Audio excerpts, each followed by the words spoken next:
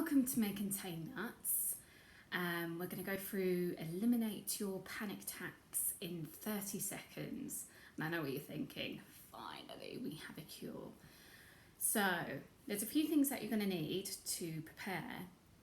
So when you are out and about and say you're in a shopping centre or you're going to a cinema, you're going to need a few bits of gear with you in order to accomplish this. So I'm going to list them out for you.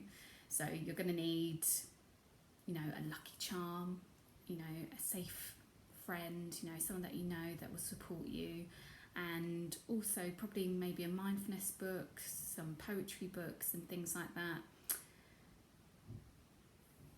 I'm only joking. You're not going to need a rabbit's foot or any of those things. Get rid of those safety behaviours because they don't really work. And what if you don't have any of those things? What if you forget to take one of those things with you? You're going to be in trouble, right? So I'm going to show you how to get rid of your panic attack in 30 seconds without any of those safety behaviours. And that's right, you heard it here first. You may have seen many videos on this, but this is the one. So we're going to start the countdown clock. Here we go.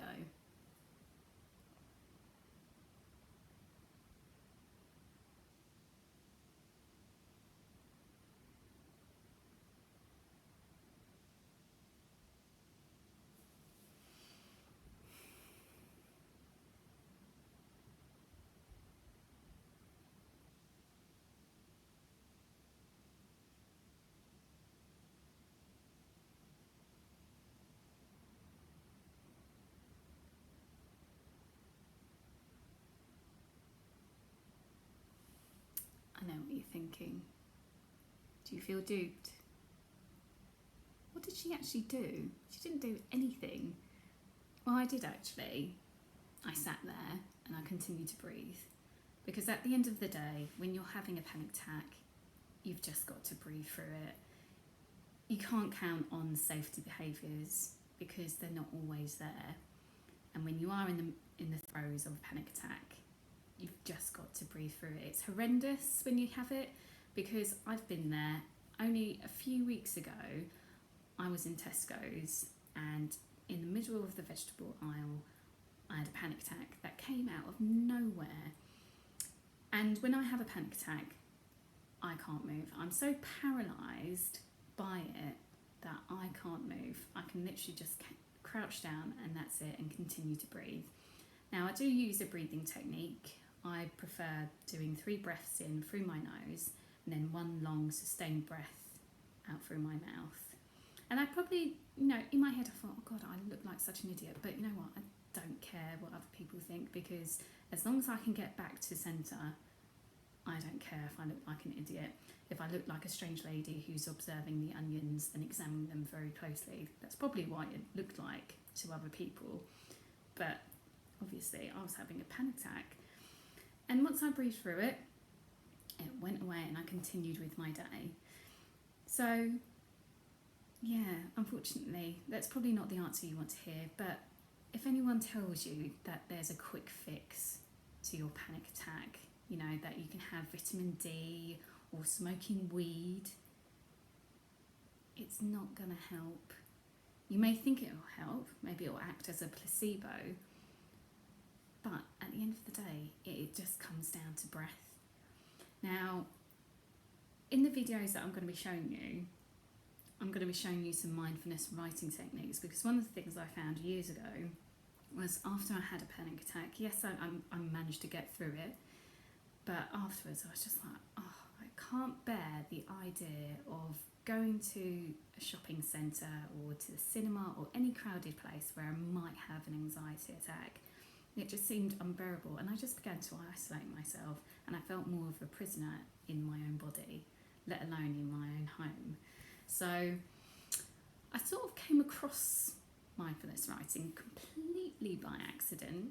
Just one evening I decided to start writing poetry. I didn't really feel like I was aware that I was doing it. And as I was writing, I thought, yeah, this is interesting. I wasn't thinking about my anxiety or, what could happen if I did venture outside. I was purely focusing on this. And I started doing a bit more research into it and seeing that actually mindfulness writing is a thing and it is used as a form of therapy. And what it does for me is if I've had a bad day with it, if I write and express it, then I'm actually better able to tackle the next day. And I keep pushing myself so that I'm not trapped in my own body, I'm not trapped in my own home, and that I can actually still live my life with my anxiety. And actually, I'm a lot better now. So it's not to say that I don't have them anymore. Again, a few weeks ago, I had the most horrendous panic attack where literally they would last for about 45 minutes. And then 5 minutes, I would have a break and I think, oh God, thank God, this is a godsend, I'm finally okay. And then it came back again. But I kept doing the breathing exercises and I was okay. And then I went back to my writing and I would write down what I'd learned. But also I'd do something a bit more expressive as well. Because I think what I love about writing is that it feels like a small win, that I've accomplished something, that I've produced something, a result. And those small wins add up to something and they give you encouragement so that you can venture outside, you can try and tackle your fears. Because at the end of the day, what it comes down to is mindset. If you're in the right mindset, you can tackle those things, and that's what mindfulness writing does for me, and I hope it will do for you. So I look forward to engaging with you guys in the next few videos and looking to see what creations you make from your mindfulness writing, because you don't have to be a writer. I never wrote anything creative before I started, and it's been quite an exciting adventure just to see where I can push myself creatively, how can I challenge myself further. And I'm looking forward to seeing what you guys produce, because I think there's a lot of things that needs to be expressed, particularly as I found with my acrophobia. It sort of stemmed from not vocalising how I felt and storing it all up inside. So let's see what you express, and I hope it is as beneficial for you as it has been for me. Take care.